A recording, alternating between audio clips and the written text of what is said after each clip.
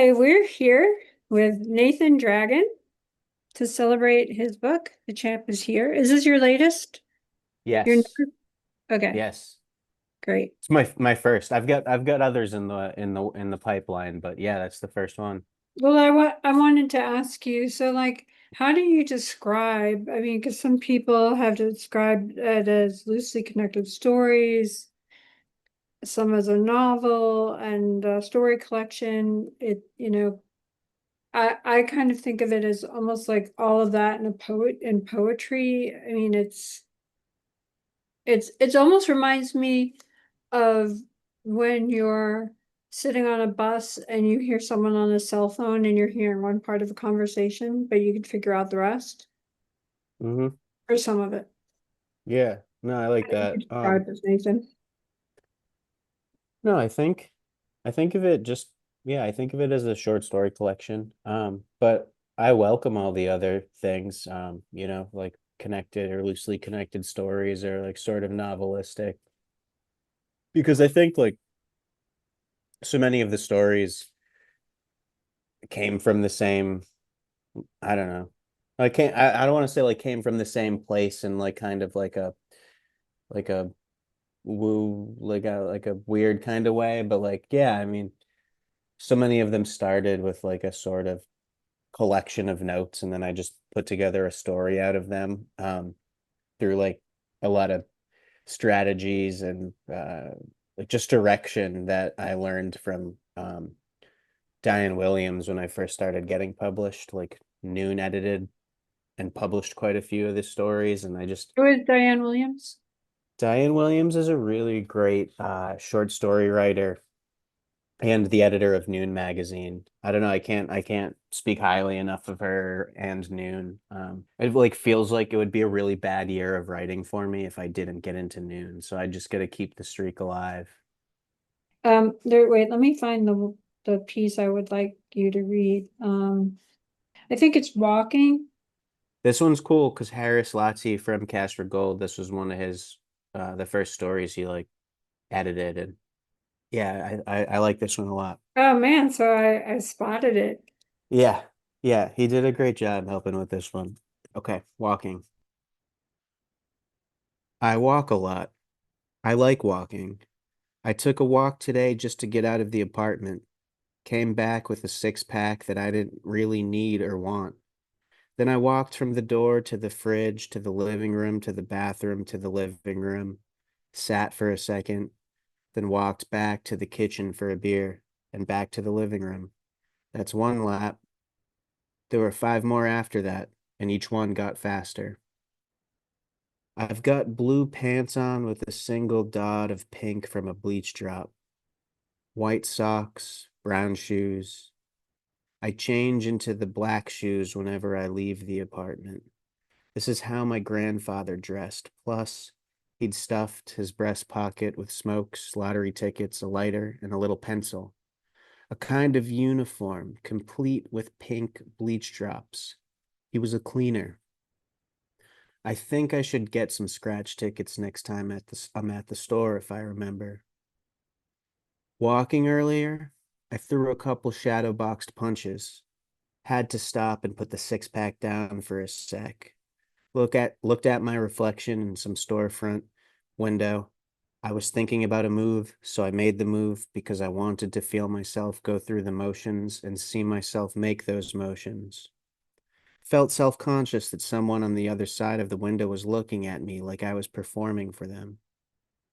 This comes from the same part of my brain that allows me to talk to myself out loud in public. What should someone do when they oversquirt the appropriate amount of mustard onto the plate for the corn dog? What is their responsibility?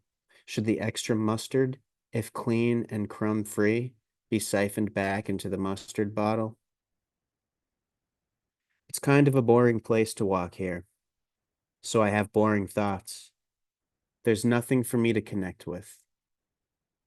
Like a right hook connecting after a parry. At the grocery store late one night 2 weeks ago, I thought I was going to have to fight someone whose name seemed like it would be Timely. Timely said my bad, so I said back to Timely definitely is. and Timely called me a pussy. I was just mad because it's really not hard to be a person who goes unnoticed peacefully. But Timely couldn't and kept cutting me off, waving around a bag of whole wheat tortillas. After the exchange, I kept walking up the aisle towards the seltzer water, laughing, and I kept thinking, what? What?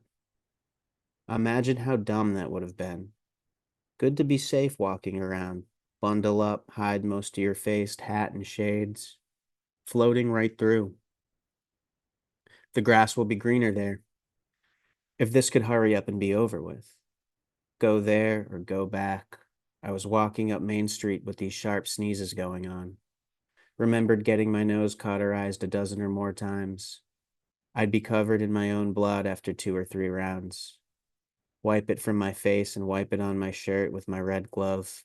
Could never tell how much was there till after, cooling off and finding form in the mirror. I remember being covered in flour, breathing it in, sneezing, after dumping the 50-pound bag into the dough machine. Don't turn it on yet. Step back for a sec. Let it settle. That thing will take your arm off, repeating in my head all these years later. Fishing, it's the same feeling as getting caught with the hook in the crook of my arm, trying to get it unstuck from the weeds. I want to want nothing. I want to take a nap, but I never do. Do you think it will turn out? Is this real or not? Frame it, hang it up. Please tell me what this is. What was I doing? I'm trying to engage with myself, walking, talking, thinking. Today I did wake up. I got out of bed and put the uniform on. Being good this month, but also not quite yet. I like to keep walking, take a few laps. I've been adding some paprika to my breakfast. I keep forgetting to get a thing of Cavenders and a lemon. I'm not sure if I like Cavenders, but it's been a while, and it would be something to do to get some and try again. Cavenders and scratch tickets. Thank you.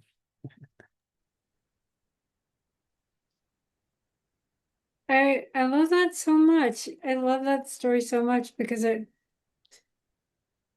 for me it very much captures so honestly the nonsense, but not the nonsense, the just the brain feed, like the thoughts, the it's a anxious, and it's also creating self. And you talk about Yeah. what it I mean, I mean, like, I really like writing about walking. I mean, I feel like that's a kind of like interesting lineage, right? You have Walzer has a book, or Walzer, however you say Robert Walzer's name. Like, he's got a book called The Walk or Walking, depending on the translation, just a little novella about taking a walk. Bernhard has a book like that. And used to, it used to be really important, like in just terms like, it used to be important to my writing that I could go on a lot of walks. And I lived in Chicago for 5 years or so, and it was a great place to just bop around. And so um, the story came from, there's a line that's like, this place is boring, so I'm thinking boring thoughts or something like that. And I was living in a much more boring place, trying to like write a story about walking in a boring place. But kind of like you said, it's like the story ended up just taking shape of thinking, or taking the shape of thinking. And I find that that's a natural tick for me in my writing. Like, it becomes less important, well, maybe not less important, but what's going on internally is like kind of equal to the outside pressures. So, um, yeah, I like that. And I don't think I would ever call any of my work like auto-fictional at all, because I kind of like that it exists in just the fictional space. But I like how this story too, like just there's like shout outs to things from my growing up. Like, I grew up working in a pizza shop, and my grandfather really did dress like that, and so I like that there's like, um, semi sentimental shout outs in that.